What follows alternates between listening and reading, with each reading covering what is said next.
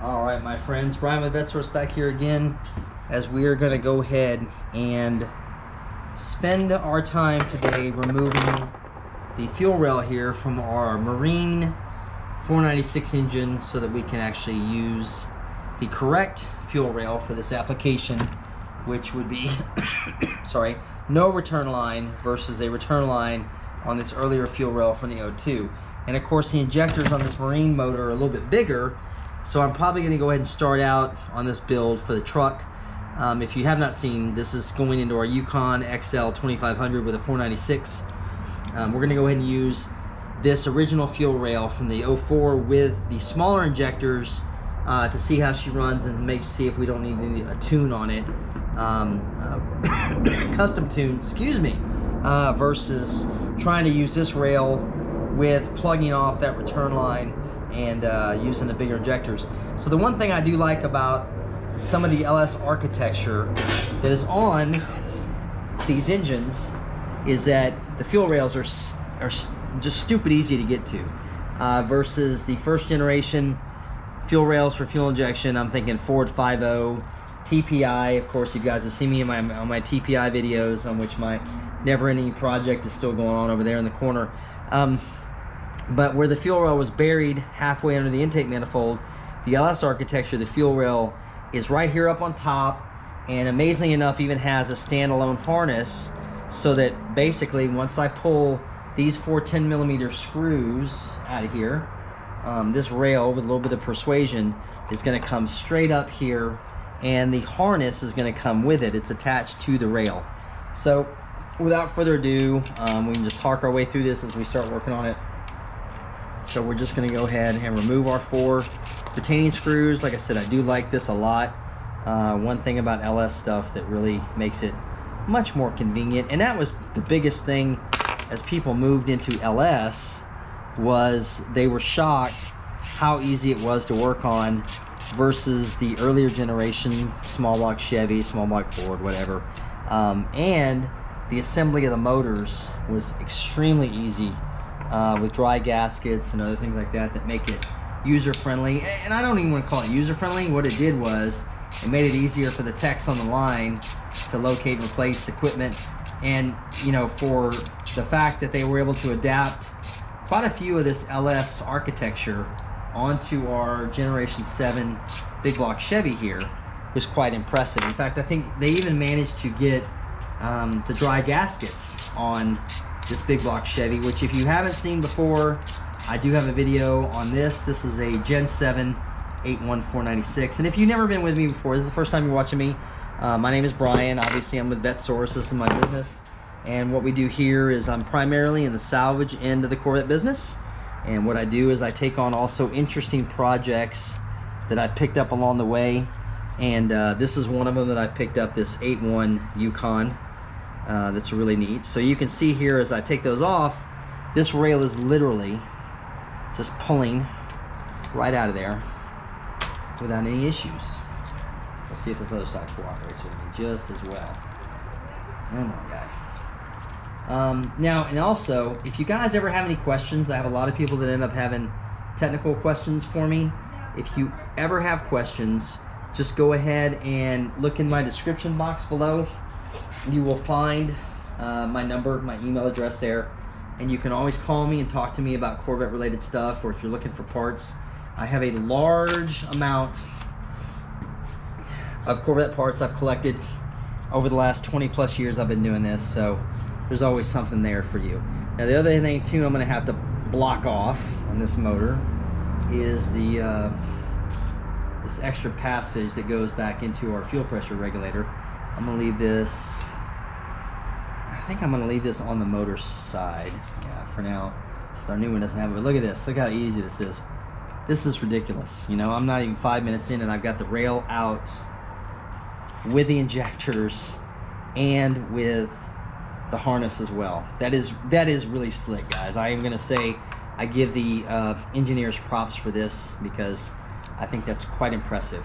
Now what I'm going to do, and of course this Marine motor you'll see is different in the fact that it actually does take or is coated versus the truck version, with a coating that makes it impervious or resistant to the salt water exposure and other things like that. So this is our fuel rail from the other one. You see no return line on here, which is what we need for our truck. And of course, the fuel pressure regulator does not have the vacuum operation on here, the vacuum circuit.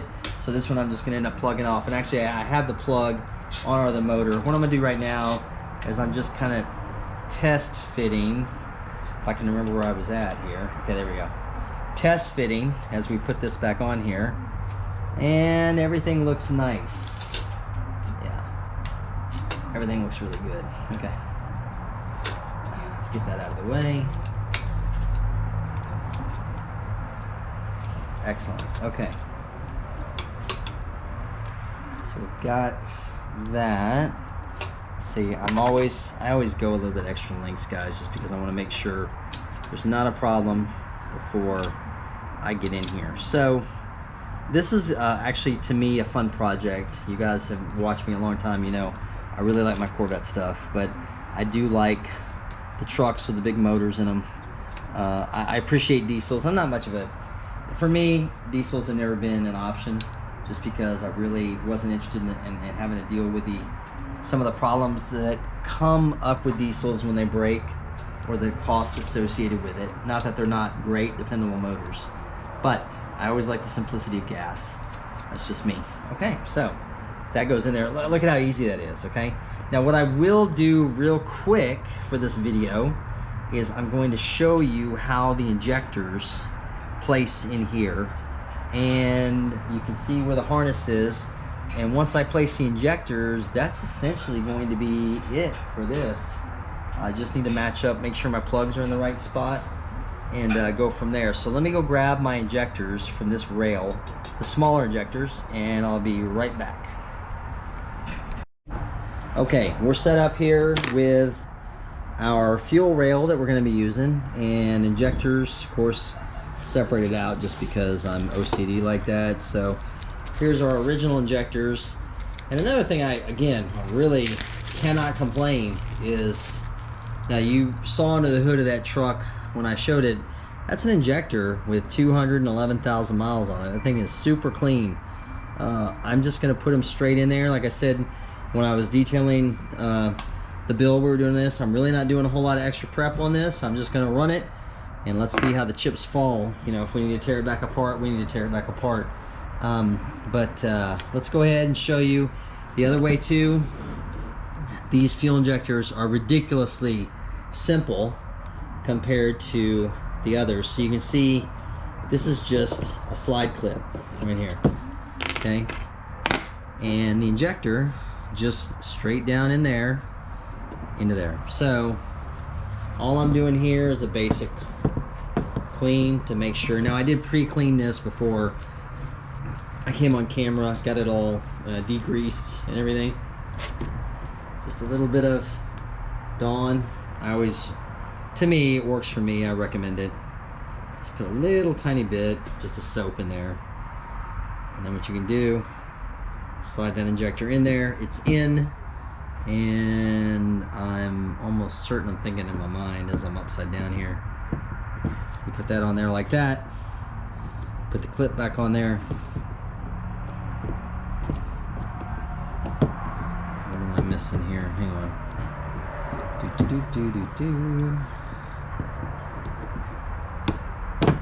There we go. That's it. That's how easy LS1 style, LS motor style clips are. It's almost laughable, really. But again, I see, and I get a lot of guys, you know, I'm from an era where we did not have LS. In fact, I was already a grown up by the time LS architecture came out. And I get and I understand why people disregard the older stuff, simply because it seems foreign to them, and there is a little bit more work involved in trying to do this. But for somebody that builds projects, or if you have a car that, as I dropped my fuel injector, that you want to put back together correctly, an LS style is really good. In fact, that if you've been around with me watching for a while, the Jolly Green Giant, or the Green Hulk as I've been calling it, that I bought, that was completely torn apart, By the time when I acquired all the pieces, that's the 3500 crew cab with the 8.1 in it. It's sitting over in the corner of my yard. That literally, if I counted man hours, took us probably 12, 14 hours to put it back together. It was so ridiculously simple. Couldn't believe it. I was in shock. So, just because I'm stubborn and I like older cars, that's why I stay with them. And I do like the fact that you don't get a payment with an older car either. A lot of that good stuff. So, all right, those first two injectors. Tell you what, this is going so quickly. I'll show you guys as I put. You know what, guys? I'm gonna stop because I am dyslexic in some ways, so I put these in the wrong position. So this is number 1. Should be going over here. Number 2, wait a minute. No, I'm sorry. Number 1 should be up here. Number 2 should be here. So you're already here. Let's just change these around. Make sure you're not putting them in the wrong space when you're doing this. This is why I like taking a little bit of time to do my stuff, because when you get too quick, you make mistakes, and you also, mistakes can be quite a pain in the butt to get rectified. So this would be number 2, because again, yeah, that's the front of the motor.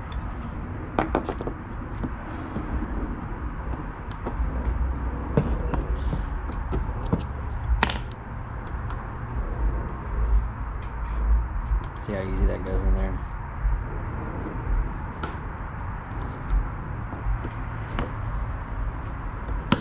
Number 2. Let's go ahead and do number 1. Put it in its correct place.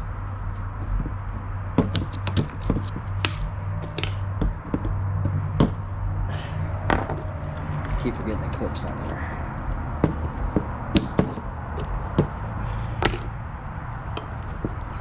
One. Come on. I don't know if I have it plopped the wrong way. Okay.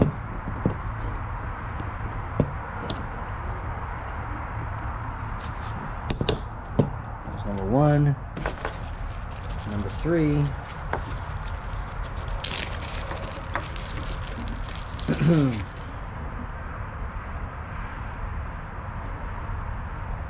And again, like I said, we're gonna try these out, see how these work with a little bit bigger cam in this marine engine. We're also, next video, we're gonna go ahead and change out the timing chain, because the timing chain in a marine is a double roller, and the O2 engine actually uses a different camshaft position sensor. So I'll need to change that for the 04 style with that truck engine timing chain setup.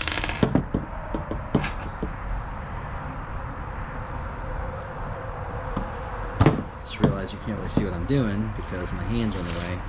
There's 2, there's 3, there's 1. I do waste a lot of Ziploc bags doing this method, but keeps me straight. There's that last one there. And I'm going to stop at number 4 simply because it's all pretty much the same. I do enjoy you guys being able to hang with me for a few minutes. Might look into doing a few more live presentations if I can, but I know everybody's schedule is weird. But at least you can come back to watch it when you want to. So, there it is. There's 4 of them done. We've already pre-fit this manifold to our intake, or I should say fuel rail to our manifold.